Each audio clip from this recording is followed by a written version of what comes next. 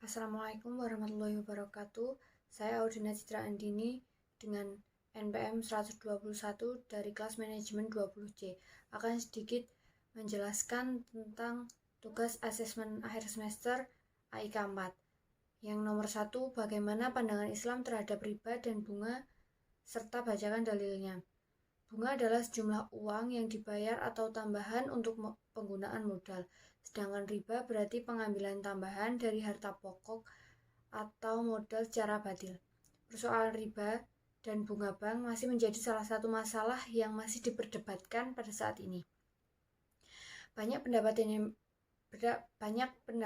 yang mengatakan bunga bank sebagai riba, ada pula yang mengatakan bunga bank bukan riba. Namun dalam fikih Islam, riba sangat diharamkan. Dalam Al-Quran sendiri telah ditetapkan keharaman riba sesuai dengan Al-Quran surat Al-Imran ayat 131 yang berbunyi, Ya ayyuhalladzina amanu la ta'akulur riba wa ad'afam mudha'afah wa taqullaha la'alakum tuflihun, yang artinya, hai orang-orang yang beriman, janganlah kamu memakan riba dengan berlipat-lipat ganda, dan bertakwalah kamu kepada Allah supaya kamu mendapatkan keberuntungan. Yang nomor 2, jelaskan bagaimana bank dan penanaman modal Islam beserta dalilnya. Keberadaan bank di dunia memang seringkali menjadi perdebatan di antara para ulama, terutama bank konvensional. Ada beberapa pendapat mengenai penggunaan bank konvensional, asalkan tidak menggunakan sistem bunga atau mengambil pinjaman dengan tambahan bunga, karena bunga adalah menurut Islam riba yang haram hukumnya, sebagaimana disebutkan pada Al-Quran surat Al-Imran ayat 131 tersebut. Ya ayyuhalladzina amanu la taqulu riba ad'afa mudha'afa wa taqullaha la'alakum tuflihun. Sedangkan penanaman modal atau mudharabah menurut syara adalah penanaman sejumlah modal oleh pemilik kekayaan kepada seorang atau pengusaha untuk kepentingan bisnis di bidang perdagangan, dan laba yang diperoleh menjadi milik bersama di antara mereka. Mudharabah disyariatkan berdasarkan hadis riwayat Hakim bin Hazam, sahabat Rasulullah pernah menjanjikan kepada lelaki ketika beliau memberikan sejumlah modal kekayaan kepadanya dengan sistem bagi hasil secara merata, serta menetapkan syarat terhadapnya terkait kekayaan itu. Beliau bersabda, jangan sekali-kali menggunakan kekayaanmu untuk membeli hati yang basah atau daging, jangan membawanya di atas kapal, dan jangan meletakkannya di dalam tempat yang dialiri air. Jika kamu melakukan salah satu dari semua itu, kamu harus menanggung kekayaanmu. Karena barang-barang berharga tidak akan mengalami perkembangan yang diharapkan kecuali dengan adanya suatu kelola usaha, sehingga bermuamalah atas barang-barang tersebut dengan mengambil sebagian keuntungan hukumnya boleh, sama seperti pohon kurma dalam akad musaqah. Yang nomor 3, jelaskan kredit konsumtif dan non-konsumtif dalam Islam beserta dalilnya yang menyertainya. Kredit konsumtif yang merupakan kredit atau pinjaman uang yang dimaksudkan bukan untuk kebutuhan atau kegiatan yang menghasilkan, melainkan keinginan semata.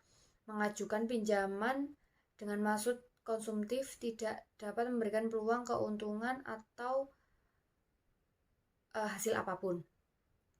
Selain itu, jika dibandingkan dengan kredit investasi, kredit konsumtif memiliki bunga yang lebih besar karena risiko yang dihasilkan juga tergolong besar. Alasan pertama mengapa kredit diperbolehkan karena tidak ada dalil yang mengharapkan hukum kredit. Ini juga beracuan pada kaidah usul fikih yang menyatakan bahwa asal dari hukum sesuatu adalah mubah atau boleh sampai ada hukum yang mengharamkan dan memakruhkannya. Perlu diketahui, mengharamkan sesuatu tanpa dalil yang kuat itu tidak diperbolehkan, sama saja dengan menghalalkan perkara yang haram. Seperti yang dijelaskan pada Al-Quran surat Al-Baqarah ayat 282 yang artinya, wahai orang-orang yang beriman, apabila kamu melakukan utang piutang untuk waktu yang ditentukan, hendaklah kamu menulisnya. Dan hendaklah seorang penulis di antara kamu menuliskannya dengan benar. Janganlah penulis menolak untuk menuliskannya, sebagaimana Allah telah mengajarkan kepadanya, maka hendaklah dia menuliskan. Dan hendaklah orang yang berutang itu mendiktekan, dan hendaklah dia bertakwa kepada Allah Tuhannya, dan janganlah dia mengurangi sedikit pun darinya jika yang berutang itu orang yang kurang akalnya atau lemah keadaannya, atau tidak mampu mendikte sendiri. Maka hendaklah walinya yang mendiktekannya dengan benar, dan persaksikanlah dengan 2 orang saksi laki-laki di antara kamu. Jika ada saksi 2 laki-laki, maka boleh seorang laki-laki dan 2 orang perempuan di antara orang-orang yang kamu sukai dari para saksi yang ada, agar jika yang salah satu seorangnya lupa, maka yang seorang lagi mengingatkannya. Dan janganlah saksi-saksi itu menolak apabila dipanggil, dan janganlah kamu bosan menuliskannya. Untuk batas waktu baik utang itu kecil maupun besar, yang demikian lebih adil di sisi Allah, lebih dapat menguatkan kesaksian dan lebih mendekatkan kamu kepada ketidakraguan, kecuali jika hal itu merupakan perdagangan tunai yang kamu jalankan di antara kamu, maka tidak ada dosa bagi kamu jika kamu tidak menuliskannya. Dan ambillah saksi apabila kamu berjual beli, dan janganlah penulis dipersulit, dan begitu juga saksi. Jika kamu lakukan dengan yang demikian, maka sungguh hal itu suatu ketafsiran pada kamu, dan bertakwalah kepada Allah. Allah memberikan pengajaran kepadamu, dan Allah Maha mengetahui segala sesuatu. Yang nomor 4, jelaskan hubungan zakat dengan inflasi dan serta dalilnya. Inflasi merupakan permasalahan masyarakat modern. Timbul karena beberapa sebab, antara lain keinginan masyarakat untuk mengonsumsi secara lebih. Jauh sebelum timbulnya masa inflasi, dalil Al-Quran dan hadis telah memberikan petunjuk dalam rangka menjelaskan pada dasarnya manusia sangat mencintai materi.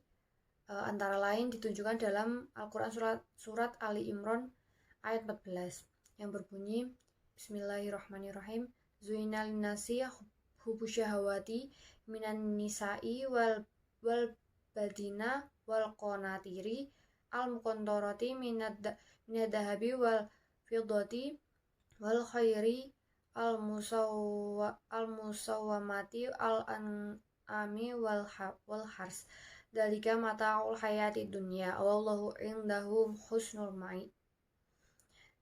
Yang artinya, jadikan indah pada pandangan manusia kecintaan kepada apa-apa yang diinginkannya, yaitu wanita-wanita, anak-anak, harta yang banyak dari jenis emas, perak, kuda pilihan, binatang-binatang ternak, dan sawah ladang. Variabel inflasi memiliki hubungan positif dan signifikan terhadap zakat. Artinya, adanya peningkatan inflasi akan meningkatkan penerimaan zakat di Basnas Pusat. Hal ini tidak sesuai dengan hipotesis awal, namun dapat dijelaskan dengan kondisi inflasi yang terjadi di Indonesia. Yang nomor 5, asuransi diperbolehkan atau tidak dalam Islam. Dan bacakan dalilnya. Asuransi dalam Islam harus memiliki prinsip tolong-menolong.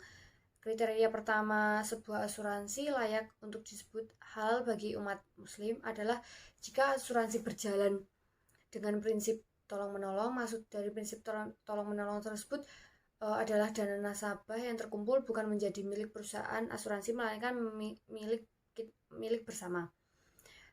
Hukum asuransi dalam Islam beserta dalilnya menurut pandangan ulama pun diperbolehkan selama asuransi tersebut berlandaskan ajaran Islam.